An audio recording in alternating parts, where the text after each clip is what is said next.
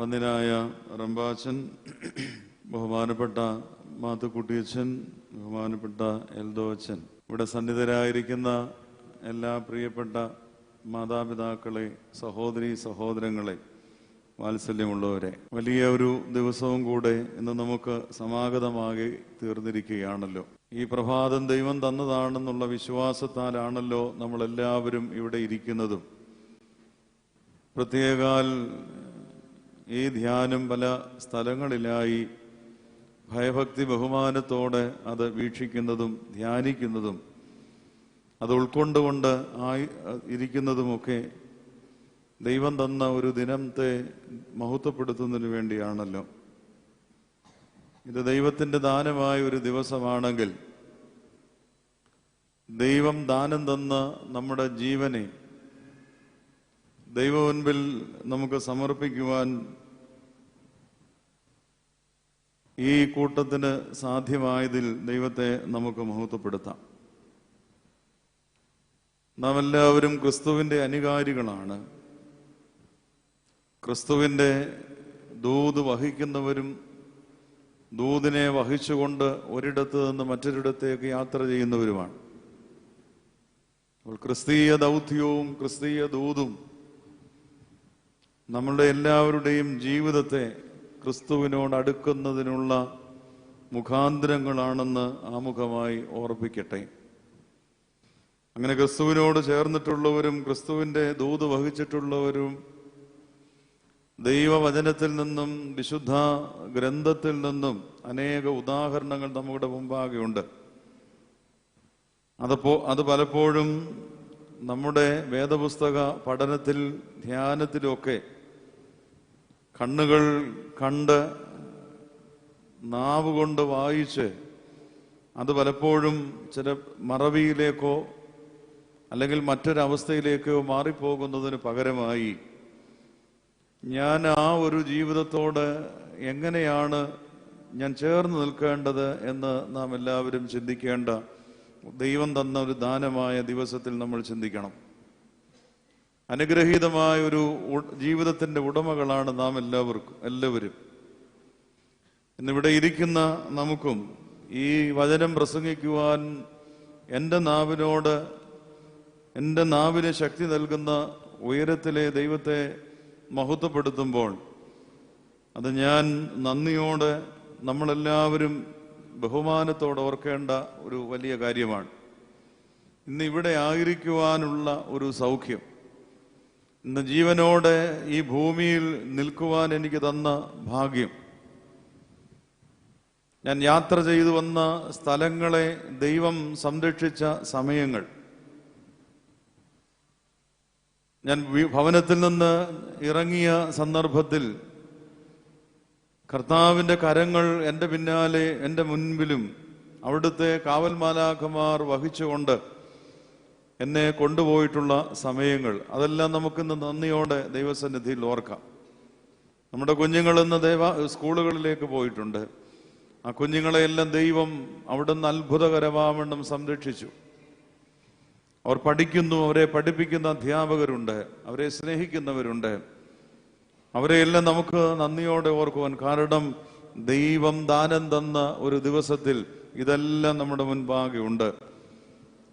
ഒന്ന് മാത്രമല്ല നമ്മൾ ചിന്തിക്കേണ്ടതും ആലോചിക്കേണ്ടതും, എല്ലാ കാര്യങ്ങളിലും ദൈവത്തിൻ്റെ ഇടപെടൽ ഉണ്ട് എന്നുള്ളത് നമ്മൾ ആലോചിക്കുക. നമുക്ക് പലതിനെയും മറയ്ക്കാനും പലതിനെയും നമുക്ക് കബളിപ്പിക്കുവാനും പറ്റും. മാതാപിതാക്കൾക്ക് മക്കളെ കബളിപ്പിക്കാം, മക്കൾക്ക് മാതാപിതാക്കളെ കബളിപ്പിക്കാം, സമൂഹത്തിലുള്ളവർക്ക് ചെയ്യാം, ജോലി മേഖലയിലുള്ളവർക്ക് ചെയ്യാം. എന്നാൽ നാം ആലോചിക്കുക, നമ്മുടെ മനസ്സാക്ഷിയെയും ദൈവത്തെയും കളിപ്പിക്കുവാൻ നമുക്കൊരിക്കലും സാധ്യമല്ല. നമ്മുടെ മനസ്സാക്ഷിയെയും ദൈവത്തെയും നമുക്ക് ഇല്ലാതെയാക്കുവാനോ മാറ്റി നിർത്തുവാനോ നമുക്ക് സാധ്യമല്ല. മനസ്സാക്ഷി എന്നാൽ ദൈവികമായ അംശം നമ്മുടെ ജീവിതത്തിൽ ഹൃദയത്തിൽ ഉള്ളതാണ്. മനസ്സാക്ഷി ഒരു ദൈവിക അംശം ഉള്ളതാണ് നമ്മുടെ മനസ്സാക്ഷി. നമ്മളെല്ലാം പറയും, എന്തെങ്കിലുമൊക്കെ ഒരു നന്മ ചെയ്തിട്ട് നമ്മൾ തന്നെ പറയാറുണ്ട്, അവൻ അല്ലെങ്കിൽ അവൾ ആ കുടുംബത്തിലുള്ള പിതാവ്, അമ്മ ഒരു മനസാക്ഷിയുള്ള ഒരാളാണെന്ന് നമ്മൾ പറയാറുണ്ടല്ലോ. മനസാക്ഷി എന്നാൽ ഒരു ദൈവികമായ അംശം ഒരാളുടെ ഹൃദയത്തിലുണ്ടെങ്കിൽ മറ്റൊരാളോട് കരുണ തോന്നും. അങ്ങനെ നമ്മുടെ മനസാക്ഷിയെയും ദൈവത്തെയും നമുക്ക് കബളിപ്പിക്കപ്പെടുവാനോ കളിപ്പിക്കുവാനോ സാധ്യമല്ല. മറ്റെന്തിനേയും നമുക്ക് അങ്ങനെ ചെയ്യാം. അങ്ങനെയെങ്കിൽ നാം ഇന്ന് ഇവിടെ ഇരിക്കുമ്പോൾ നമുക്ക് ദൈവത്തോട്, ദൈവം തന്ന വചനത്തോടൊന്ന് ചേർന്ന് നിൽക്കാം. ഹൃദയങ്ങളെ നമുക്കൊന്ന് ഒരുക്കി വെക്കാം. നമ്മുടെ ഹൃദയങ്ങളിൽ നിന്ന് നമ്മുടെ എല്ലാ ആകുല ചിന്തകളെ ഒന്ന് മാറ്റാം. അതെല്ലാം മാറ്റി നിർത്തുമ്പോൾ ദൈവവചനം വരുമ്പോഴൊക്കെ, ദൈവവചനം നമ്മുടെ ഹൃദയങ്ങളിലേക്ക് വരുമ്പോൾ നമ്മുടെ ആകുലതകൾ പിന്നീടെല്ലാം സന്തോഷമായി മാറിക്കൊള്ളും. പിന്നീടെല്ലാം നമുക്ക് അനുകൂലമായി മാറിക്കൊള്ളും. ദൈവവചനം നമ്മൾ കേൾക്കുമ്പോൾ ആ വചനത്തിന് പ്രതികൂലമായി ചിന്തിക്കുമ്പോഴാണ് നമ്മളെല്ലാവരും ആ ദൈവവചനം നമുക്ക് അനുകൂലമല്ല എന്ന് നമ്മൾ പറയുന്നത്. ദൈവവചനത്തിന് അനുകൂലമായി ചിന്തിക്കുവാൻ ഹൃദയങ്ങളിൽ ഒരു സ്ഥലം നമുക്ക് കൊടുക്കാം. യോഹന്നാൻ എഴുതിയ 1-ാം ലേഖനം 2-ാം അധ്യായം 6-ാമത്തെ വേദഭാഗം ഒന്നാമത്തെ ഒരു ചിന്തയ്ക്കായിട്ട് വെക്കുകയാണ്. യോഹന്നാൻ എഴുതിയ 1-ാം ലേഖനം 2-ാം അധ്യായം 6-ാമത്തെ വാക്യം. യോഹന്നാൻ ഗുരുവിനെ കുറിച്ച്, ക്രിസ്തുവിനെ കുറിച്ച് സാക്ഷിക്കുകയാണ്. നാം എല്ലാവരും എങ്ങനെയായിരിക്കണമെന്ന് തൻ്റെ ലേഖനത്തിലൂടെയും ഈ വചനം ശ്രവിക്കുകയോ വായിക്കുകയോ കേൾക്കുന്ന നമുക്ക് ഓരോരുത്തർക്കും ഈ ശ്ലീഹ നൽകുന്ന ചില വെളിപാടുകളാണിത്. ആ വാക്യം ഇപ്രകാരം വായിക്കപ്പെടുന്നു. യോഹന്നാൻ എഴുതിയ 1-ാം ലേഖനം 2-ാം അധ്യായം 6-ാമത്തെ വാക്യം. അവനിൽ വസിക്കുന്നു എന്ന് പറയുന്നവൻ അവൻ നടന്നതുപോലെ നടക്കേണ്ടതാകുന്നു. അവനിൽ വസിക്കുന്നു എന്ന് പറയുന്നവൻ അവൻ നടന്നതുപോലെ നടക്കേണ്ടതാകുന്നു. ക്രിസ്തുവിന്റെ യാത്രയെക്കുറിച്ചാണ് ഇവിടെ ഓർമ്മിക്കുന്നത്. ക്രിസ്തു എങ്ങനെയായിരുന്നു തൻ്റെ പരസ്യ ശുശ്രൂഷയിൽ ഈ ലോകത്തിൻ്റെ വിരിമാറിലൂടെ നടന്നത് എന്ന് ഓർപ്പിക്കുകയാണ്. എങ്ങനെയൊക്കെയാണ് ക്രിസ്തു തൻ്റെ ജീവിതവും തൻ്റെ യാത്രയും ക്രമീകരിച്ചിരുന്നത് എന്ന് നാം ഓർക്കാറുണ്ടോ? പ്രോഗ്രാമുകൾ ഷെഡ്യൂൾ ചെയ്തുകൊണ്ടല്ല ക്രിസ്തു ഈ ലോകത്തിലൂടെ നടന്നത്. ക്രിസ്തു നടക്കുമ്പോൾ എല്ലാവരുടെയും മുഖം വീണ്ടെടുക്കുന്ന ഒരു യാത്രയായിരുന്നു.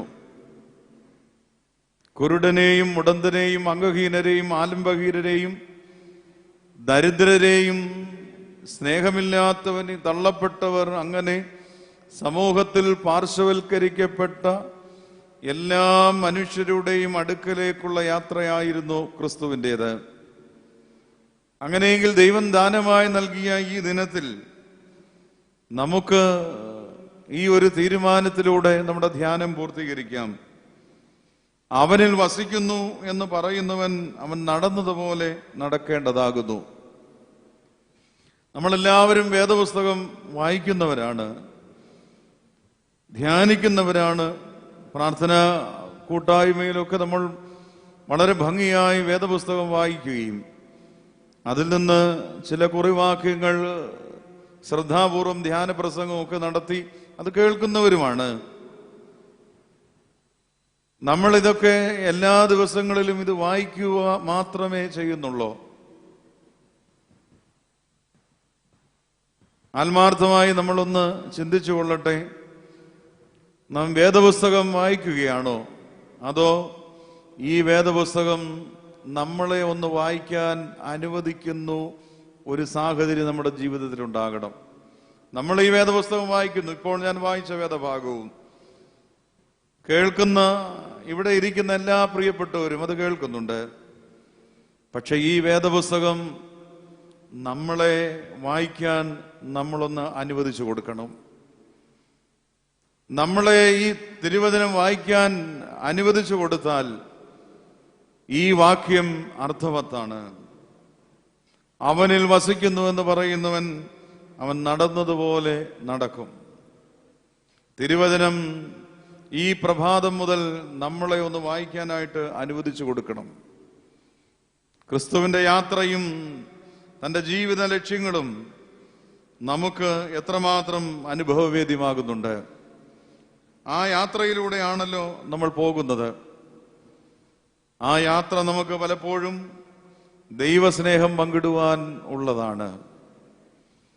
ഈ യാത്ര നമുക്ക് ദൈവസ്നേഹം പങ്കിടുവാനുള്ളതാണ്, മറ്റൊന്ന് ചിന്തിക്കുവാനുള്ളതല്ലല്ലോ. ഉൽപ്പത്തി പുസ്തകം 22-ാം അധ്യായം, പരിചിത വേദഭാഗം, പരിചിത കഥാപാത്രങ്ങൾ, പരിചിതമായ സ്ഥലം, പരിചിതമായ ബലി. തൻ്റെ ഏകജാതനായ പുത്രനെ പിതാവ് ബലിയർപ്പണത്തിന് വേണ്ടി കൊണ്ടുപോവുകയാണ്. ക്രിസ്തുവിന്റെ മാതൃകയാണല്ലോ തലമുറകൾക്ക് മുമ്പ് അബ്രഹാം നമുക്ക് കാണിച്ചു തരുന്നത്. ആ മാതൃകയിലൂടെയാണ് അബ്രഹാം നടക്കുവാനായിട്ട് ആഗ്രഹിക്കുന്നത്. യഹോവയായ ദൈവത്തിന്റെ വഴികളിലൂടെ താൻ യാത്ര ആരംഭിക്കുകയാണ്. ഈ യാത്രയിൽ ചിലത് നമ്മൾക്ക് നഷ്ടപ്പെടാമെന്നുള്ളത് നമ്മുടെ ഒരു ചിന്തയാണ്. എന്നാൽ ദൈവത്തോടുകൂടെ വസിച്ച് ദൈവത്തോടുകൂടെ യാത്ര ചെയ്യുന്നവർക്ക്, ദൈവവഴി തേടുന്നവർക്ക് ഒന്നും നഷ്ടപ്പെടുവാനില്ല. ഇസഹാക്കിന്റെ മാനുഷികമായ ചിന്ത തൻ്റെ ഏകജാതനായ പുത്രൻ ഈ ദിവസം നഷ്ടപ്പെടുമെന്നുള്ളതാണ്. എന്നാൽ വിളിച്ചവൻ വിശ്വസ്തനായ ഒരു ദൈവം, സ്വർഗീയ പിതാവ്, സ്വർഗത്തിലെ ദൈവം ഈ തലമുറയ്ക്ക് വേണ്ടി മറ്റൊരു മാർഗം തൻ്റെ പിതാവിന് കാണിച്ചു കൊടുക്കുമെന്നുള്ള നിശ്ചയദാർഢ്യമുള്ളവനാണ്. ചില കെട്ടുകളും ചില മൃഗങ്ങളും ദാസീദാസന്മാരുമൊക്കെ അബ്രഹാമിനോട് കൂടെയുണ്ട്. മകന്റെ ചോദ്യങ്ങൾക്ക് പതറിപ്പോകുന്ന പിതാവ് ഉത്തരം കൊടുക്കുവാനായിട്ട് ബുദ്ധിമുട്ടുന്നു. ചില ചോദ്യങ്ങൾക്ക് മുമ്പിൽ നമ്മളെല്ലാവരും പതറിപ്പോകും. എല്ലാ ചോദ്യങ്ങൾക്കും ദൈവം നമുക്ക് ഉത്തരം നൽകുകയുമില്ല. എല്ലാ ചോദ്യങ്ങൾക്കും നമുക്ക് ദൈവം ഉത്തരം നൽകുകയില്ല. ചിലപ്പോൾ നമ്മൾ പതറിപ്പോകാറുള്ള അവസ്ഥകളുണ്ട്. അടുത്ത നിമിഷം ഇനി എന്താണ് എന്നുള്ളത് ചിന്തിച്ചുകൊണ്ട് പതറിപ്പോകുന്ന അവസ്ഥകളുണ്ട്. കഴിഞ്ഞ ദിവസങ്ങളിൽ അനേക ചെറുപ്പക്കാർ തങ്ങളുടെ ഭാവി ജീവിതത്തെ കരുപ്പിടിപ്പിക്കുന്നതിന് വേണ്ടി മറ്റൊരു രാജ്യത്തേക്ക് ജോലിക്കായി യാത്രയായപ്പോൾ അവരുടെ ഭവനത്തിലുള്ളവർക്കുണ്ടായ ഒരു സന്തോഷം എന്താണ് നമുക്ക് പറഞ്ഞറിയിക്കാനില്ല. പക്ഷേ ആ സന്തോഷം നീണ്ടു നിൽക്കുവാനായിട്ട് ഇടയായ ഒരു ലോകത്തിലല്ല ഞാനും നിങ്ങളും ജീവിച്ചിരുന്നത്. ആ സന്തോഷം ചിലപ്പോഴൊക്കെ അണഞ്ഞുപോയി. അപ്പോഴവരുടെ കൂടെയുള്ളവരുണ്ട്, അവരുടെ ഭാര്യമാർ, കുഞ്ഞുങ്ങളുണ്ട്, മാതാപിതാക്കളുണ്ട്. അവരുടെ ജീവിതത്തിൽ അവർ പതറിപ്പോവുകയാണ്. ഒന്ന് നഷ്ടപ്പെടുമ്പോൾ ഇനി എന്താണ് ഞങ്ങളുടെ ജീവിതത്തിന്റെ മുന്നോട്ടുള്ള പോക്കിനെ സംബന്ധിച്ച് ഇനി എന്താണെന്നുള്ളത് ചിന്തിച്ചുകൊണ്ട് പതറിപ്പോകാറുണ്ട്. ഇവിടെ അബ്രഹാം തൻ്റെ മകന്റെ ചോദ്യത്തിന്റെ മുമ്പിൽ പതറുകയാണ്. അവനിൽ വസിക്കുന്നു എന്ന് പറയുന്നവൻ അവൻ നടന്നതുപോലെ നടക്കണം. പ്രതിവാദ്യ വേദഭാഗം ഓർപ്പിച്ചു മാത്രമേ ഉള്ളൂ. അവൻ നടന്നതുപോലെ നമുക്ക് നടക്കുവാൻ. എങ്ങനെ നടന്നു? ഈ പിതാവ് എങ്ങനെ നടന്നു? ചെറിയ കെട്ടുകൾ, ചെറിയ സാധനങ്ങളൊക്കെ കരുതിക്കൊണ്ട് ഈ യാത്ര തുടങ്ങുകയാണ്. ഉൽപ്പത്തി പുസ്തകം 22-ാം അധ്യായം 1 മുതലുള്ള വേദഭാഗങ്ങളാണ് ഓർപ്പിച്ചത്. പതറിപ്പോകുന്ന ചോദ്യങ്ങൾക്ക് മുമ്പിൽ പതറിപ്പോകാത്ത ഒരു വാഗ്ദാനം കൊടുക്കുവാൻ സ്വർഗീയനായ ദൈവം ഈ യാഗപീഠത്തിന്റെ അരികിലുണ്ട് എന്നുള്ളത് അന്തിമമായി അബ്രഹാം മനസ്സിലാക്കുകയാണ്. എനിക്കൊരു വാഗ്ദാനം തരാനുള്ള ആളിനെ തേടിയാണ് യാത്രയെന്ന് ബലിപീഠത്തിന്റെ അടുക്കൽ നിന്ന് മനസ്സിലായി. എല്ലാം ഒരുക്കി വെച്ച് എല്ലാ ജീവിതങ്ങളും നഷ്ടപ്പെടുമെന്ന് വിചാരിക്കുമ്പോൾ യഹോവയായ ദൈവം ഇടപെടുന്ന ജീവിതങ്ങളുണ്ട്. പ്രിയമുള്ളവരെ, നമ്മളെ ആരെയും തകർത്ത് കളയുവാനോ ഉടച്ചു കളയുവാനോ നശിപ്പിക്കുന്നതിനോ വേണ്ടിയല്ല ദൈവത്തെ വിളിക്കുന്ന നമ്മളെ ഈ ഭൂമിയിലാക്കി വെച്ചിരിക്കുന്നത്. തകർന്നു പോകുമ്പോൾ കുശവൻ പാത്രമുണ്ടാക്കുന്നുണ്ട്. പ്രവാചകന്റെ പുസ്തകത്തിൽ ഓർപ്പിക്കുന്നുണ്ടല്ലോ, അവനുണ്ടാക്കിയ ആദ്യത്തെ മൺപാത്രം ഉടഞ്ഞുപോയി, അതൊരു ഷേപ്പില്ലാതെ പോയി. പക്ഷേ പിന്നീട് ആ കുശവൻ മണ്ണുകളെല്ലാം കുഴച്ച് അവനിഷ്ടമുള്ള പോലെ ഒരു പാത്രത്തെ ഉണ്ടാക്കി. അത് മനോഹരമായി തീർന്നു.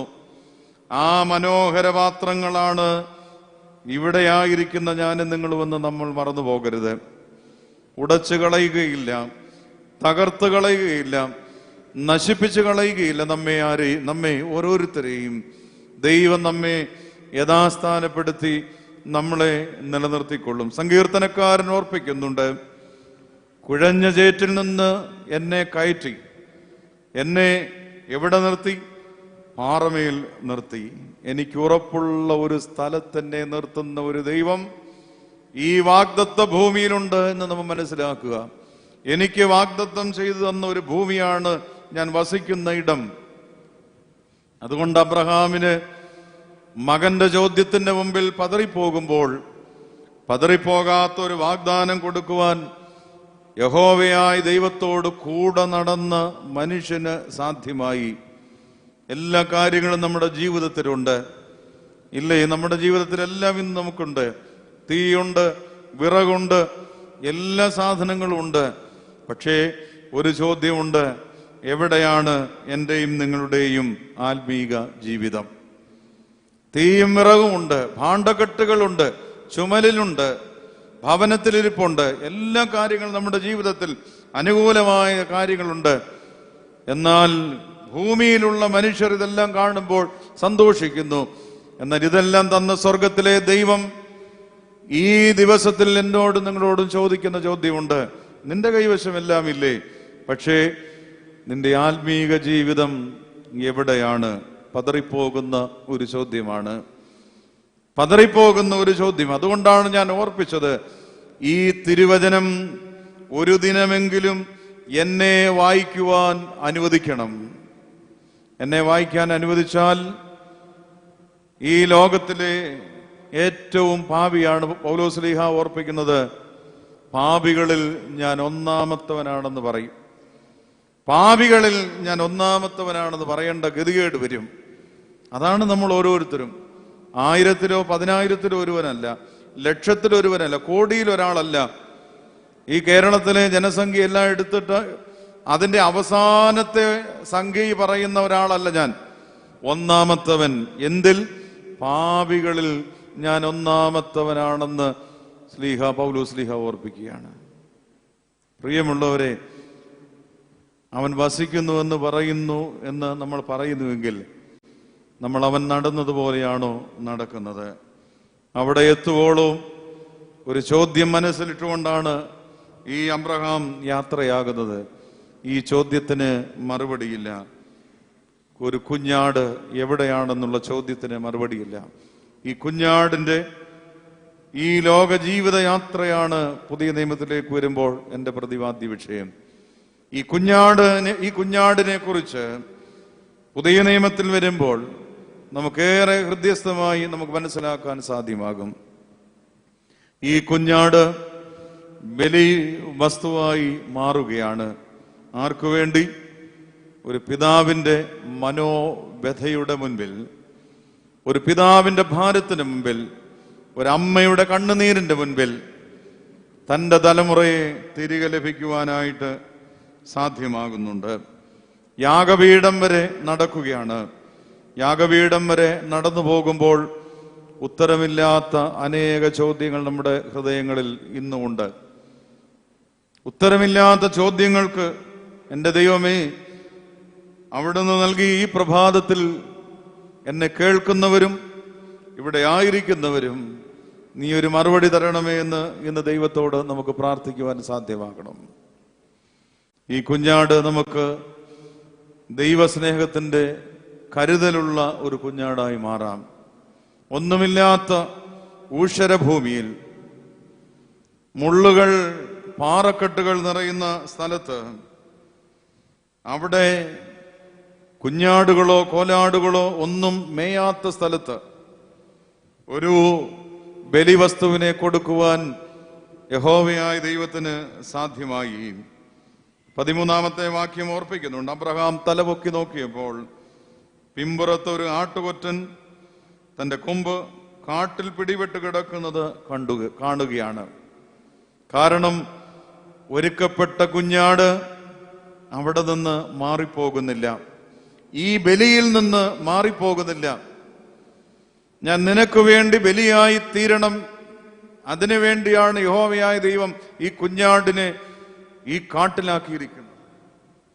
ഞാൻ മറ്റൊരാൾക്ക് ബലിയായി തീരുവാനായിട്ടാണ് ഇവിടെ എന്നെ ഇങ്ങനെ ആക്കിയിരിക്കുന്നത്.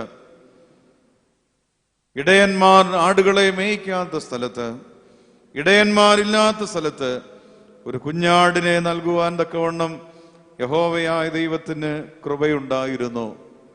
പ്രിയപ്പെട്ടവരെ, തളരുന്ന അവസ്ഥകൾ, ഭാരപ്പെടുന്ന അവസ്ഥകൾ, കണ്ണുനീർ എന്നാണൊന്ന് മാറിപ്പോകുന്നത് എന്ന് ചിന്തിക്കുന്ന അനേക മനുഷ്യരുണ്ട്.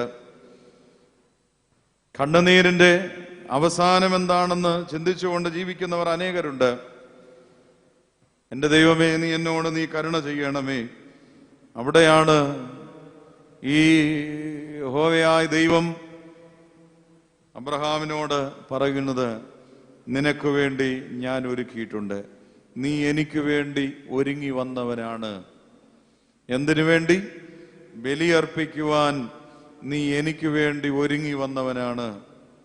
ഞാൻ പറഞ്ഞത് കേട്ടു വന്നവനാണ്, ഞാൻ പറഞ്ഞത് അനുസരിച്ച് വന്നവനാണ്. നീ എന്നെ സ്നേഹിച്ചത് കൊണ്ടാണല്ലോ ഞാൻ പറഞ്ഞതെല്ലാം കേട്ടുകൊണ്ടുവന്നത്. നീ ഒരുക്കിക്കൊണ്ടുവന്ന, നീ ചുമന്നുകൊണ്ടുവന്ന, നിന്നോട് കൂടെയുണ്ടായിരുന്നവർക്ക് സന്തോഷവും സമാധാനവും നൽകുവാൻ വേണ്ടി നീ ബലിയർപ്പിക്കുവാൻ ഒരുക്കിക്കൊണ്ടുവന്നതിന് അപ്പുറമായി ഒരു ബലിയർപ്പണം നടത്തുവാൻ നിനക്ക് സാധ്യമാകുന്നുണ്ട്. ആ സാധ്യത നമുക്ക് ഒന്നാമത് ഉണ്ടാകാം. അവൻ നടന്നതുപോലെ നമുക്ക് നടക്കാം, നടന്നതുപോലെ നമുക്ക് നടക്കാം. തലപൊക്കി നോക്കുമ്പോഴും ദൂരെ നിന്ന് കാണുമ്പോഴും തൻ്റെ യാഗപീഠം കാണുവാനായിട്ട് സാധ്യമാകുന്നു. ആ സാധ്യത നമുക്ക് ഈ പ്രഭാതത്തിൽ ഉണ്ടാകട്ടെ എന്ന് നമുക്കൊന്നാമത് പ്രാർത്ഥിക്കാം. രണ്ടാമത്, യേശു നടന്നതുപോലെ നമുക്ക് നടക്കുവാനായിട്ട് സാധ്യമാകുന്നു. എങ്ങനെയാണ് യേശു നടന്നത്? അവൻ പതുക്കെയാണ് നടന്നത്, ഓടിപ്പോയില്ല. തർക്കിക്കുന്നവരോട് കൂടെയുണ്ടായിരുന്നു, വേദനിക്കുന്നവരോട് കൂടെയുണ്ടായിരുന്നു, ആലംബഹീനരോട് യഹോവയായ ദൈവം, തൻ്റെ പുത്രനായ തമ്പുരാൻ അവിടെ കൂടെയുണ്ടായിരുന്നു. എല്ലാവരോടും കൂടെയുണ്ടായിരുന്ന ക്രിസ്തുവാണ് നമ്മളോട് കൂടെ ഉണ്ടാകുന്നത്. അപ്പോൾ അവൻ നടക്കുന്നത് പോലെ നമുക്ക് എന്തുകൊണ്ട് നടന്നുകൂടാ? അവൻ യാത്ര ചെയ്യുന്നത് പോലെ നമുക്ക് എന്തുകൊണ്ട് യാത്ര ചെയ്തുകൂടാ? യേശുവിൻ്റെ യാത്രയ്ക്ക് അധികമൊന്നും സ്പീഡില്ലായിരുന്നു. നമ്മളൊക്കെ ചിന്തിക്കുക, നമുക്കൊക്കെ എന്തൊക്കെയോ സാധ്യമാകാനോ സാധിക്കാനോ വേണ്ടിയാണ് ഈ ലോകത്തിൽ നമ്മളൊക്കെ ഒത്തിരി യാത്ര ചെയ്യുന്നത്. എത്രമാത്രം നമ്മൾ സ്പീഡിലാണ് യാത്ര, എന്തൊക്കെയോ ചെയ്തു തീർക്കുവാൻ വേണ്ടിയുള്ളതാണ് നമ്മുടെ യാത്രകൾ, നമ്മുടെ ഓട്ടങ്ങൾ. ഒന്നും ചെയ്യുന്നില്ല, സമയം കിട്ടുന്നില്ല എന്നുള്ളതാണ് നമ്മൾ പറയുന്നത്. ഏറ്റവും വില കൂടിയ വാച്ചുകളൊക്കെ നമ്മുടെ കൈകളിലുണ്ട്, ഏറ്റവും കൂടിയ വാച്ചുകളുണ്ട്, പക്ഷെ എന്നിട്ടും നമുക്ക് സമയമില്ല. പക്ഷേ യേശുവിന് നമ്മളോട് കൂടെ നടക്കുവാനും കരുണയുള്ളവന്റെ കൂടെ നടക്കുവാനും അനേക സമയങ്ങളുണ്ടായിരുന്നു. കരുണയുടെ സമയമുണ്ടാകുന്നു. യേശുതമ്പുരാന്റെ യാത്രയിൽ അകലം കുറവായിരുന്നു. അനേകരിൽ നിന്ന് അകലമിട്ടല്ല കർത്താവ് യാത്ര ചെയ്തത്. അകലം കുറയുമ്പോൾ അപരനില്ല, സഹോദരൻ മാത്രമേ പിന്നെയുള്ളൂ. അകലം കൂടുമ്പോഴാണ് പലപ്പോഴും നമുക്ക് പലതും നഷ്ടപ്പെടുന്നത്. ക്രിസ്തു നടന്നതുപോലെ നടക്കുവാൻ നമുക്ക് ആഗ്രഹമെങ്കിൽ നമുക്ക് ചില അകലങ്ങൾ നമ്മുടെ ജീവിതത്തിൽ കുറയ്ക്കണം. അകലം കുറയുമ്പോൾ അപരനില്ല, സ്നേഹിതനും സഹോദരനും മാത്രമേ കൂടെ ഉണ്ടാകുകയുള്ളൂ. നമ്മുടെയൊക്കെ വിചാരം അടുത്ത് നിൽക്കുന്ന ആള് ഏറ്റവും വലിയ അപകടകാരിയാണെന്നാണ്. നമുക്കെന്തോ അപകടം ചെയ്യുവാൻ വന്ന് നിൽക്കുന്നയാളാണെന്ന് നമ്മളൊക്കെ വിചാരിച്ചു പോകും. അടുത്ത് നിൽക്കുന്നവൻ, നമ്മെ കരുതുന്നവൻ, നമ്മെ സ്നേഹിക്കുന്നവൻ തന്നെയാണ്. അങ്ങനെ നമ്മൾ നിത്യ ജീവിതത്തിൽ പഴഞ്ചൊല്ലുകളോളം പറയുന്നുണ്ടല്ലോ, ഏറ്റവും അടുത്തുള്ള ശത്രുവാണ് നമ്മളെ ഏറ്റവും അധികമായി നമ്മുടെ അപകടത്തിൽ സ്നേഹിക്കുന്നത്. നമ്മുടെ ശരീരത്തിൽ നമ്മുടെ കാഴ്ചയുള്ള കണ്ണുകൾ നമ്മൾ ശ്രദ്ധിച്ചിട്ടുണ്ടല്ലോ. ആ കണ്ണുകൾ ഒരിക്കലും കണ്ടുമുട്ടിയിട്ടില്ല. നമ്മൾ ആലോചിച്ചിട്ടുണ്ടോ? ഈ കണ്ണുകൾ ഒരിക്കലും കണ്ടിട്ടില്ല. അതെന്തൊരു സ്നേഹമാണ്! സ്നേഹത്തിലാണ് അവർ നമ്മുടെ മുഖത്തിരിക്കുന്നത്. കാരണം അതൊന്നിച്ചേ അടയുകയുള്ളൂ, അതൊന്നിച്ചേ കരയുകയുള്ളൂ, അതൊന്നിച്ചേ എല്ലാ കാഴ്ചകളും കാണുകയുള്ളൂ. നാം ചിന്തിക്കാറുണ്ട്, അങ്ങനെയെങ്കിൽ നമുക്ക് അകലം കുറയുമ്പോൾ സഹോദരനും സ്നേഹിതനും മാത്രമേ ഉള്ളൂ. ജീവിതത്തിന്റെ അകലം കുറയ്ക്കലാണ് ക്രിസ്തു ഈ ലോകത്തിൽ നടത്തിയ യാത്രകളെല്ലാം. ഈ യാത്രകളെല്ലാം അപ്രകാരം തന്നെയായിരുന്നു. ക്രിസ്തുവിന്റെ യാത്ര എല്ലാവരെയും കണ്ടുകൊണ്ട് യാത്ര ചെയ്ത് കാൽവറി ബലിപീഠത്തിൽ ചെന്നപ്പോൾ അവന്റെ യാത്രയുടെ സ്പീഡ് എത്രയാണെന്ന് നമുക്ക് ചിന്തിക്കാമോ? അവിടെ 0 വെലോസിറ്റിയാണ്. 0 ആയി മാറി. ഇത്രയും യാത്ര ചെയ്ത ഒരാൾ ബലിപീഠത്തിൽ ചെന്നപ്പോൾ ആ യാത്ര അവിടെ അവസാനിച്ചു. അതൊരു സേവിങ് വെലോസിറ്റിയാണ്. 0 വെലോസിറ്റി സേവിങ് വെലോസിറ്റിയാണ്. നമ്മളെ കരുതുന്ന യാത്രയിലേക്കാണ് ആ യാത്ര എല്ലാം അവസാനിക്കുന്നത്. അതുകൊണ്ട് ലഭിച്ച തലമുറയെ സന്തോഷത്തോടെ മടക്കിക്കൊണ്ടുപോകുവാൻ യഹോവയായ ദൈവത്തോട് യാത്ര ചെയ്ത മനുഷ്യന് സാധ്യമായിരുന്നു. അതേ ഉൽപ്പത്തി പുസ്തകം 33-ാം അധ്യായത്തിൽ ഏശാവും യാക്കോബിനെയും കുറിച്ച് ഓർപ്പിക്കുന്നുണ്ട്. ഉൽപ്പത്തി പുസ്തകം 33-ാം അധ്യായം 8-ാമത്തെ വാക്യം മുതലാണ്. അവിടെ ഒരു ചെറിയ കുറിവാക്യം ഓർപ്പിക്കുന്നതിന് വേണ്ടിയാണ് ഈ വേദഭാഗം ഞാൻ ഓർപ്പിച്ചത്. ഏശാവ് തന്റെ സഹോദരനോട് യാക്കോബിനോട് പറയുന്നു. യാക്കോബ് ഒത്തിരി സമ്മാനങ്ങളൊക്കെ കൊണ്ടുവന്നതാണ്. ഒരു കാലത്ത് വലിയ രീതിയിൽ കൊല്ലുവാനും പ്രതിസന്ധി ഉണ്ടാക്കുവാനും നടന്ന മനുഷ്യരാണ്. തന്നെ എതിരേറ്റു വരുന്ന അനേക ആടുമാടുകളും മൃഗസമ്പത്തുകളും ദാസീദാസന്മാരും ഒക്കെ കൊണ്ട് യാക്കോബ് ഏറ്റവും അവസാനം വരികയാണ്. എല്ലാ സമ്മാനങ്ങളും ഏശാവിന് കൊടുക്കുവാനായിട്ട് കൊണ്ടുവരികയാണ്. ഏശാവ് പറയുന്നുണ്ട്, സഹോദര, എനിക്ക് വേണ്ടുന്നതെല്ലാം ഉണ്ട്. ക്രിസ്തു നടന്നതുപോലെ നാം നടക്കുന്നുണ്ടോ? നാം ആലോചിക്കുക ഈ വാക്യത്തോടെ ചേർന്ന് നിന്നുകൊണ്ട്. സഹോദര, എനിക്ക് ആവശ്യമുള്ളതെല്ലാം ഉണ്ട്, എനിക്കുള്ളത് നിനക്ക് തരട്ടെ. എൻ്റെ സമ്മാനം എൻ്റെ കയ്യിൽ നിന്ന് വാങ്ങണമേ എന്ന് യാക്കോബ് പറയുകയാണ്. എനിക്കെല്ലാം ഉണ്ടെന്ന് ഏശാവ് പറയുന്നു. അപ്പോൾ പറയുന്ന ഒരു വാക്യമുണ്ട്, ദൈവത്തിൻ്റെ മുഖം കാണുന്നത് പോലെ ഞാൻ നിന്റെ മുഖം കാണുന്നു. അകലം കുറയുമ്പോൾ അപരനില്ല, സഹോദരൻ മാത്രമേ ഉള്ളൂ. ഈ 2 സഹോദരങ്ങൾ പറയുവാണ്, സഹോദര, ഇപ്പോൾ നിന്റെ മുഖം എനിക്ക് ദൈവത്തിൻ്റെ മുഖം പോലെയാണ്. നിന്റെ മുഖം എനിക്ക് ദൈവത്തിൻ്റെ മുഖം പോലെയാണ്. പ്രിയമുള്ളവരെ, ഈ മുഖമാണ് കരുണയുടെ മുഖം. ദൈവം നടന്നതുപോലെ നമുക്ക് നടക്കുവാനായിട്ട് സാധ്യമാകുന്ന ലോകത്തിൽ ഈ കരുണയുടെ മുഖത്തെ നമുക്ക് കാണുവാനായിട്ട് സാധ്യമാകാം. എങ്ങനെയാണ് ഈ കരുണയുടെ മുഖം നമുക്ക് കാണുവാനായിട്ട് സാധ്യമാകുന്നത്. വിശുദ്ധ മത്തായിയുടെ സുവിശേഷം 5-ാം അധ്യായം 16-ാമത്തെ വാക്യത്തിൽ ഓർപ്പിക്കുന്നു. യാക്കോബ് പറഞ്ഞു, അല്ലയോ സഹോദര, നിന്റെ മുഖം ഇപ്പോഴെനിക്ക് ദൈവത്തിന്റെ മുഖം പോലെയാണ്. അതെങ്ങനെയാണ് അതവിടെ ബോധ്യപ്പെട്ടതെന്ന് പുതിയ നിയമത്തിന്റെ ഒരു ഒത്തുവാക്യവുമായി നമുക്കൊന്ന് ചിന്തിക്കാം. വിശുദ്ധ മത്തായിയുടെ സുവിശേഷം 5-ാമത്തെ അധ്യായം 16-ാമത്തെ വേദഭാഗം. അങ്ങനെ തന്നെ മനുഷ്യർ നിങ്ങളുടെ നല്ല പ്രവൃത്തികളെ കണ്ട് സ്വർഗസ്ഥനായ നിങ്ങളുടെ പിതാവിനെ മഹത്വപ്പെടുത്തേണ്ടതിന് നിങ്ങളുടെ വെളിച്ചം അവരുടെ മുമ്പിൽ പ്രകാശിപ്പിക്കട്ടെ. യേശു നടന്നതുപോലെ നടക്കുവാൻ ആഗ്രഹിക്കുന്നുവെങ്കിൽ ഇവിടെ ഒരു വാക്യം നമ്മുടെ ഹൃദയങ്ങളിൽ വരിക: അങ്ങനെ തന്നെ മനുഷ്യർ നിങ്ങളുടെ നല്ല പ്രവൃത്തികളെ കാണണം. എന്താണ് ഈ ലോകത്തിൽ വെച്ച് നമുക്ക് നല്ല പ്രവൃത്തി? എന്താണ് നമുക്ക് ലോകത്തിൽ നല്ല പ്രവൃത്തി? അധികാരത്തിലുള്ളവർക്ക് അങ്ങോട്ട് പോയി ചെയ്യുന്ന പ്രവൃത്തിയുടെ പേരല്ല നല്ല പ്രവൃത്തി. ആവശ്യക്കാരൻ അവന്റെ ആവശ്യകതയിൽ ചെന്ന് അവന്റെ മുമ്പിൽ ചെയ്യുന്ന പ്രവൃത്തിയുടെ പേരാണ് നല്ല പ്രവൃത്തി.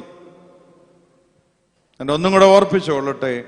അധികാരത്തിലുള്ളവർക്ക് അദ്ദേഹത്തിന്റെ അടുക്കൽ പോയി ചെയ്യുന്ന പ്രവൃത്തിയുടെ പേരല്ല വിശുദ്ധ മത്തായിയുടെ സുവിശേഷം 5-ാം അധ്യായം 16-ാമത്തെ വാക്യത്തിൽ ക്രിസ്തു പരസ്യ ശുശ്രൂഷയിൽ ഓർപ്പിക്കുന്നത്. ആവശ്യക്കാരൻ അവന്റെ ആവശ്യം അറിഞ്ഞ് അവന്റെ അടുക്കൽ പോയി ചെയ്യുന്ന പ്രവൃത്തിയുടെ പേരാണ് നല്ല പ്രവൃത്തി. ഇതേ അധ്യായത്തിൽ തന്നെ ഓർപ്പിക്കുന്നുണ്ടല്ലോ, ക്രിസ്തുവിന്റെ അടുക്കൽ വന്ന ക്രിസ്തു പറയുന്ന കാര്യങ്ങൾ. ഞാൻ ഓരോ കാര്യങ്ങളൊക്കെ വിട്ടു. ഞാൻ ഇന്നതായിരുന്നു, ഞാൻ തടവിലായിരുന്നു, ഭക്ഷണം കഴിക്കാതിരുന്നു, നഗ്നനായിരുന്നു, അനേക കാര്യങ്ങൾ നമ്മെ ഓർപ്പിക്കുന്നുണ്ട്. രോഗിയായിരുന്നു, തടവിലായിരുന്നു. അപ്പോൾ പറയുന്നുണ്ട്, അങ്ങനെ ചെയ്തവർക്ക് ഞങ്ങൾ ഏറ്റവും അധികം സംതൃപ്തരാണ്. മറ്റൊരു കൂട്ടരുണ്ട്, തൊട്ടപ്പുറത്ത് തന്നെ പറയുന്നുണ്ടല്ലോ, എപ്പോഴാണ് നീ ഈ അവസ്ഥയിലായിരുന്നത് എന്ന് ഞങ്ങൾക്കൊന്ന് പറഞ്ഞു തരണം. അല്ലെങ്കിൽ അതിൻ്റെ ഒരു ആശ്ചര്യമായ അർത്ഥത്തിലേക്ക് നമ്മൾ ചിന്തിച്ചാൽ അറിയാം, കർത്താവേ, എപ്പോഴാണ് അങ്ങ് വസ്ത്രമില്ലാതിരുന്നത്? ഞങ്ങൾ ഇതുവരെയും കണ്ടില്ല. ഭക്ഷണമില്ലാതെ വിശന്നിരുന്ന ഒരു സന്ദർഭം ഉണ്ടായിരുന്നു, ഞങ്ങൾ കണ്ടില്ല. അങ്ങ് എവിടെ രോഗിയായിരുന്നു? ഞങ്ങളൊന്നും കണ്ടില്ല. പക്ഷേ പറയുന്നുണ്ട്, ഈ എളിയവരിൽ ചെയ്യുന്നതെല്ലാം ചെയ്തത് എനിക്ക് വേണ്ടിയാകുന്നു ചെയ്തത്. കരുണയുള്ളവന്റെ മുഖം ദൈവമുഖമാണ്, ദുഃഖിക്കുന്നവന്റെ മുഖം ദൈവമുഖമാണ്. നമ്മുടെ മുൻപിൽ അവന്റെ ആവശ്യത്തിന് കൈനീട്ടുമ്പോൾ അത് ദൈവത്തിന്റെ മുഖമായി കാണാതെ ഇരിക്കുമ്പോൾ നമ്മളെല്ലാവരും, ഞാൻ ആദ്യമേ ഓർപ്പിച്ചതുപോലെ, ആവശ്യക്കാരന് വീണ്ടും ചെയ്യുന്ന ഓരോ പ്രവൃത്തി നമ്മൾ ഇന്ന് ലോകത്തിൽ നടത്തുകയാണ്. ആവശ്യക്കാരന് കൊണ്ടുപോയി നമുക്ക് ഇന്നെല്ലാം കൊടുക്കുകയാണ്. പ്രിയമുള്ളവരെ, ദൈവത്തിന്റെ മുഖം എപ്പോഴും നാം കാണുന്നത് മറ്റുള്ളവരുടെ മുഖത്ത് കാണുന്ന ദയനീയതയിലാണ് നമ്മൾ മറന്നു പോകരുത്.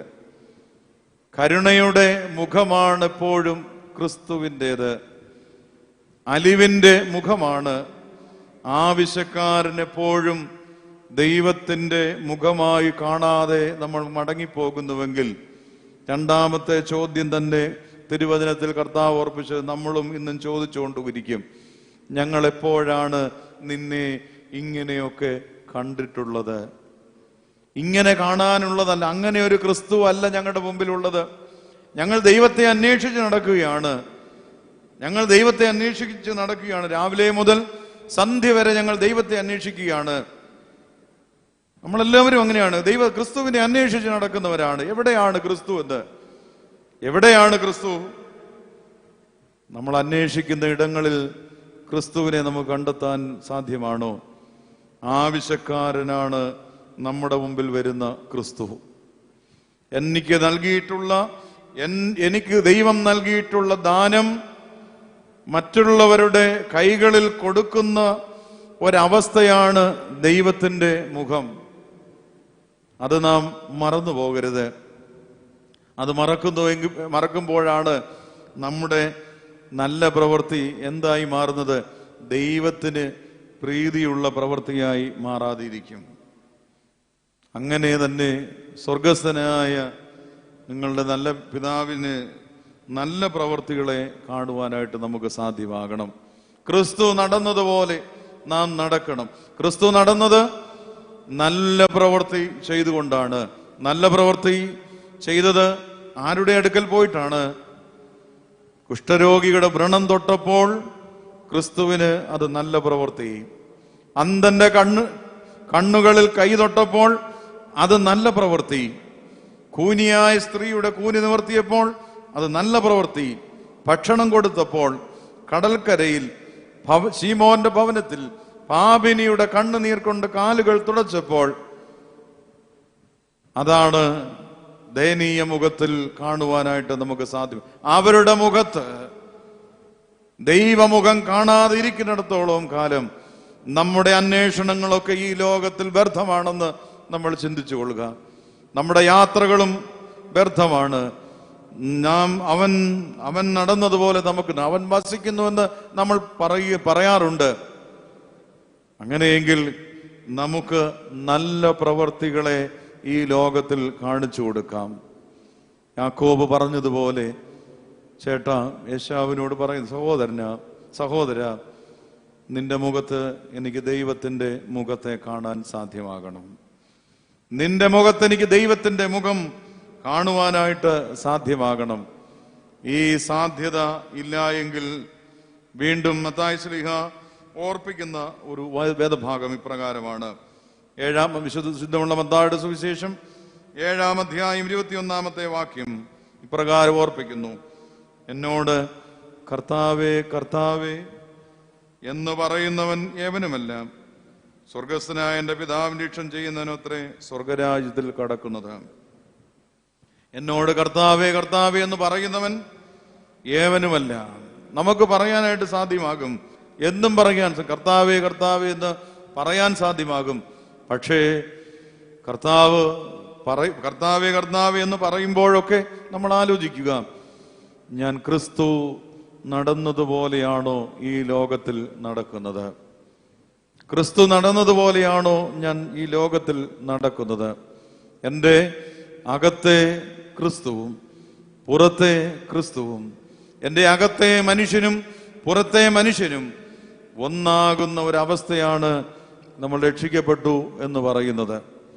അകത്തെ മനുഷ്യനും പുറത്തെ മനുഷ്യനും, അകത്ത് ഞാൻ വിളിക്കുന്ന ക്രിസ്തുവും എൻ്റെ ഹൃദയത്തിനുള്ള ക്രിസ്തുവും ഒന്നാകുന്ന അവസ്ഥയ്ക്കാണ് ഞാൻ രക്ഷിക്കപ്പെട്ടു എന്ന് പറയുന്നത്. ഹൃദയം ദൈവത്തിന് കൊടുത്തു എന്നുള്ളതൊക്കെ നമുക്ക് ലോകത്തിൽ വെച്ച് പല ഭാഷകളിലോ വാക്കുകളിലോ ഒക്കെ നമുക്ക് ഉച്ചരിക്കുവാനായിട്ട് സാധ്യമാകും.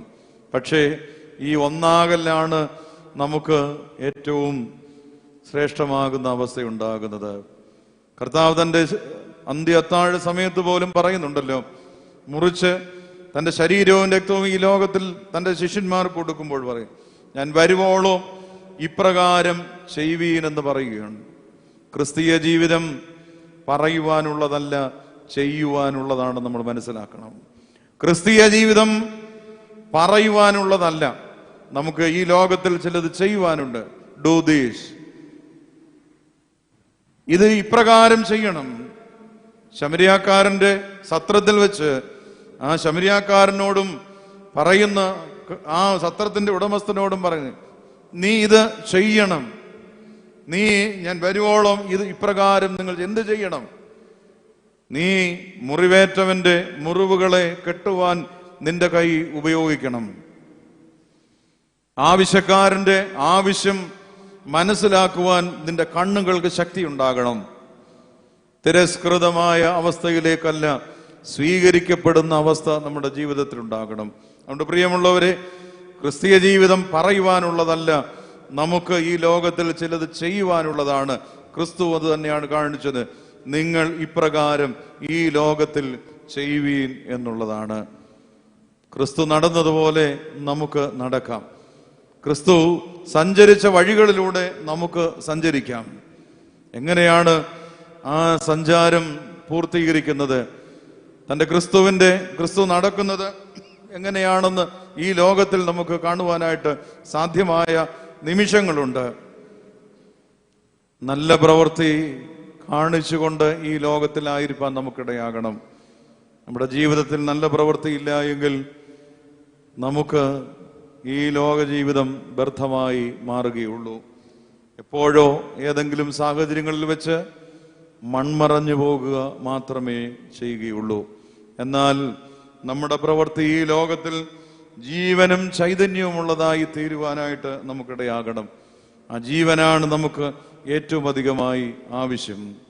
നമ്മൾ പാട്ട് പാടാറുണ്ടല്ലോ, യേശുവെ പോലെയാകുവാൻ, യേശുവിൻ വാക്ക് കേൾക്കുവാൻ, എല്ലാം ദൈവത്തിൽ നിന്ന് കേൾക്കുവാൻ, കല്ലുപോലുള്ള ഹൃദയങ്ങളെ മെഴുകുപോലെയാക്കുവാൻ. നമ്മളിവിടെ ഇരിക്കുന്ന എല്ലാവരും നമ്മൾ ഈ പാട്ടുകൾ ഇങ്ങനെ മധുരസ്വരത്തിൽ പാട്ട് പാടാറ് മാത്രമേ ഉള്ളൂ.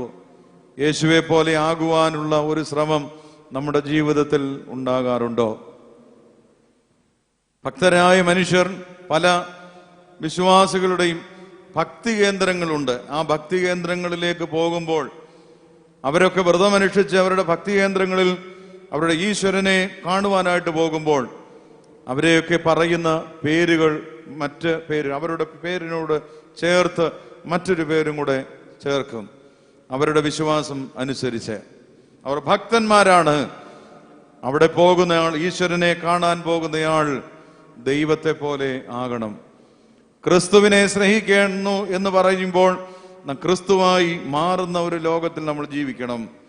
ഭക്തരാകുവാൻ ആഗ്രഹിക്കുന്നുവെങ്കിൽ ഭക്തി കൊണ്ട് നമ്മുടെ ജീവിതത്തെ, ഹൃദയത്തെയും ആന്തരിക ഇന്ദ്രിയങ്ങളെയും ഹൃദയ കണ്ണുകളെയും ഒരുപോലെ നമുക്ക് ഭക്തിസാന്ദ്രമാക്കുവാനായിട്ട് സാധ്യമാകണം. ഇല്ല എങ്കിൽ നമ്മുടെ ജീവിതം ഇത്രമാത്രമേ കർത്താവ് ഓർപ്പിക്കുന്നുള്ളൂ. എന്നോട് കർത്താവേ കർത്താവേ എന്ന് പറയുന്നവനല്ല, സ്വർഗസ്ഥനായ എൻ്റെ പിതാവിൻ്റെ ഇഷ്ടം ചെയ്യുന്നവനത്രേ സ്വർഗരാജ്യത്തിൽ പ്രവേശിക്കുന്നത്. സ്വർഗരാജ്യത്തിൽ പ്രവേശിക്കണമെങ്കിൽ അവൻ നടന്നതുപോലെ നടക്കുവാനായിട്ട് നമുക്ക് സാധ്യമാകണം. അവൻ നടന്നതുപോലെ നമുക്ക് നടക്കുവാനായിട്ട് എന്ന് സാധ്യമാകും?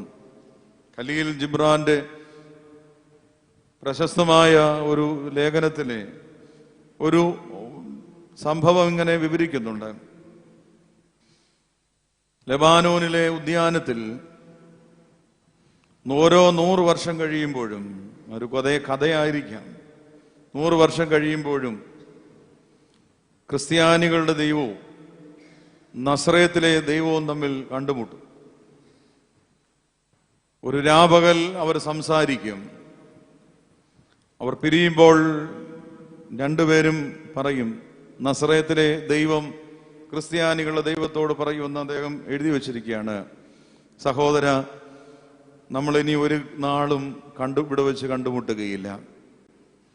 ക്രിസ്ത്യാനികളുടെ ദൈവം, കാരണം അവർ ദൈവത്തെ അന്വേഷിക്കുന്നില്ല. അവർ ദൈവത്തെ ഒരു ഉപാധിയായിട്ട്, രക്ഷപ്പെടാനുള്ള ഉപാധിയായിട്ടാണ് കൊണ്ടു നടക്കുന്നത്. നസറേത്തിലെ ദൈവം വളരെ വിഷമത്തോട് പിരിഞ്ഞു പോകുന്ന ഒരു സംഭവമാണ് ഇവിടെ രേഖപ്പെടുത്തുന്നത്. രക്ഷപ്പെടാനുള്ള ചില മാർഗങ്ങളെ അന്വേഷിക്കുകയാണ് നാം ഓരോരുത്തരും. അത് വചനത്തിലൂടെയോ പ്രവൃത്തിയിലൂടെയോ നമ്മുടെ ആരാധനയിലൂടെയോ ഒക്കെ നമ്മൾ അപ്രകാരം ചെയ്യുകയാണ്. നമ്മൾ രക്ഷപ്പെടാൻ ചില മാർഗങ്ങൾ അന്വേഷിക്കുകയാണ്. ചിലതിൽ നിന്ന് രക്ഷപ്പെടാം, പക്ഷേ ദൈവത്തിൽ നിന്ന്, ദൈവത്തിന്റെ നോട്ടത്തിൽ നിന്ന്, ദൈവത്തിന്റെ ദർശനത്തിൽ നിന്ന് നമുക്ക് ഒരിക്കൽ പോലും മാറുവാനായിട്ട് സാധ്യമല്ലല്ലോ. ആ സാധ്യമാകാത്ത ഒരവസ്ഥയാണ് നമ്മൾ ദൈവത്തോട് ചേരുന്നത്. നമ്മൾ ദൈവത്തോട് രൂപാന്തരപ്പെട്ട അനുരൂപമാകുന്ന ഒരു അവസ്ഥയാണ്. നമ്മളെല്ലാവരും ക്രിസ്തുവിന്റെ അനുകാരികളാണ്. പൗലോസ് ഓർപ്പിക്കണം, ക്രിസ്തുവിന്റെ അനുകാരികളാണ് നാം. ഒത്തിരി അനുകരിക്കുക എന്ന് വെച്ചാൽ ക്രിസ്തുവിന്റെ ജീവിതം അനുകരിക്കുക. ഈ ലോകത്തിൽ അനേക മനുഷ്യരുണ്ട്, പല വ്യക്തിത്വങ്ങളുടെയും അവരുടെ ശബ്ദവും അവരുടെ ശരീരഭാഷയൊക്കെ അനുകരിക്കുന്നവരുണ്ട്. അതൊരു മിമിക്സ് പരേഡാണ്, മിമിക്കിംഗ് ആണ്. അത് ആ ഒരു അനുകരണമല്ല ക്രിസ്തു ഇവിടെ ആഗ്രഹിക്കുന്നത്. ക്രിസ്തീയ ജീവിതം ഒരിക്കൽ പോലും ഇങ്ങനെ ഭാഷയോ അല്ലെങ്കിൽ ശബ്ദമോ ശരീരഭാഷയോ കൊണ്ട് അനുകരിക്കുന്നതല്ല. ക്രിസ്തുവിന്റെ അനുകാരികളായി തീരുവാൻ നമുക്കിടയാകണം. ക്രിസ്തുവിന്റെ അനുകാരികളായി മാറുന്നില്ല എങ്കിൽ, ക്രിസ്തുവിനെ നമുക്ക് വീണ്ടും പുനരാവിഷ്കരിക്കുവാൻ സാധ്യമാകുന്നെങ്കിൽ, അതാണ് ഏറ്റവും അധികമായി ക്രിസ്തീയ ജീവിതം. ക്രിസ്തു നടന്നതുപോലെ നമുക്ക് നടക്കാം. ക്രിസ്തുവിന്റെ യാത്രയുടെ ദൂരവും ക്രിസ്തുവിന്റെ യാത്രയുടെ വേഗതയുമൊക്കെ ഏറ്റവും കുറവായിരുന്നു. നമ്മയെല്ലാം കണ്ടുകൊണ്ടുള്ള ഒരു യാത്രയായിരുന്നു. കാണാതെ ഒന്നും പോയിട്ടില്ല. കണ്ടു കിട്ടിയതിനെയെല്ലാം തോളിലേറ്റിയും ഭവനം അടിച്ചുവാരി വൃത്തിയാക്കിയും സന്തോഷം കൊടുത്ത ഒരു ക്രിസ്തു നമ്മുടെ ജീവിതത്തിൽ ഉണ്ടാകണം. എൻ്റെ മുറിവുകളെ വെച്ച് കെട്ടിയ ഒരു ക്രിസ്തു ഇന്ന് എന്നോട് കൂടെയുണ്ട്. എൻ്റെ സങ്കട ഹൃദയത്തിൽ എന്നോട് ചേർന്ന് നിന്ന ഒരു ജീവിതം എന്നോട് കൂടെയുണ്ട്. എന്നെ പരിപാലിച്ച ഒരു ദൈവമുണ്ട്. ലോകം തള്ളിക്കൊള്ളട്ടെ, ആരാളും തള്ളപ്പെട്ടുകൊള്ളട്ടെ, എൻ്റെ ദൈവം എന്നെ ചേർത്ത് നിർത്തും. എൻ്റെ ദൈവം എന്നെ ചേർത്ത് നിർത്തും.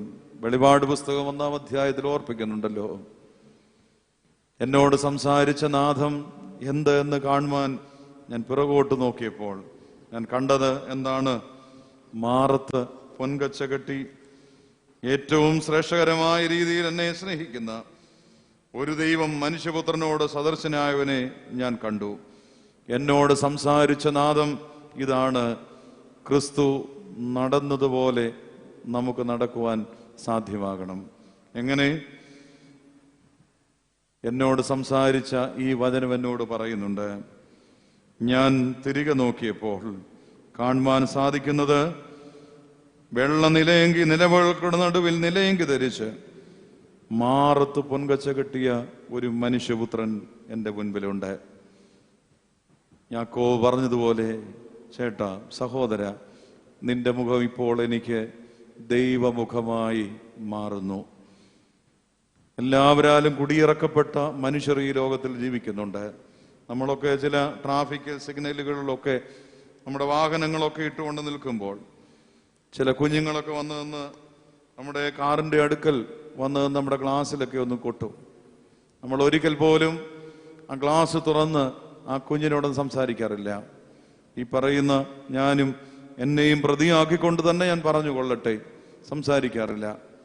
എവിടെയോ കുടിയിറക്കപ്പെട്ട ഒരു പിതാവിൻ്റെയും മാതാവിൻ്റെയും ഒരു മക്കളാണല്ലോ നമ്മളെല്ലാവരും. ഈ ലോകത്തിലൂടെ യാത്രയാകുന്നു.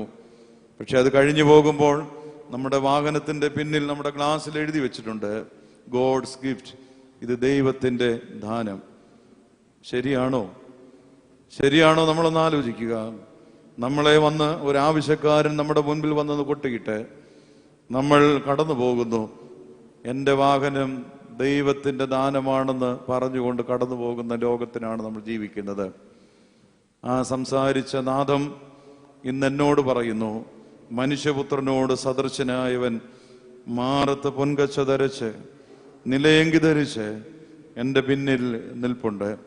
ആ പിന്നിൽ നിൽക്കുന്ന ക്രിസ്തുവാണ് എൻ്റെ മുൻപിൽ എൻ്റെ മാതൃക. അതുകൊണ്ട് അവൻ നടന്നതുപോലെ നമുക്ക് ഈ ലോകത്തിൽ നടക്കാം. അവൻ സ്നേഹിച്ചതുപോലെ നമുക്ക് സ്നേഹിക്കുവാൻ സാധ്യമാകാം. ദൈവം അനുഗ്രഹിക്കട്ടെ. ദൈവത്തിൻ്റെ കൃപാവരം നമ്മളോട് കൂടെ ഉണ്ടാകട്ടെ എന്ന് പ്രാർത്ഥിക്കുന്നു. ധ്യാന പ്രസംഗം അവസാനിപ്പിക്കുകയും ചെയ്യും.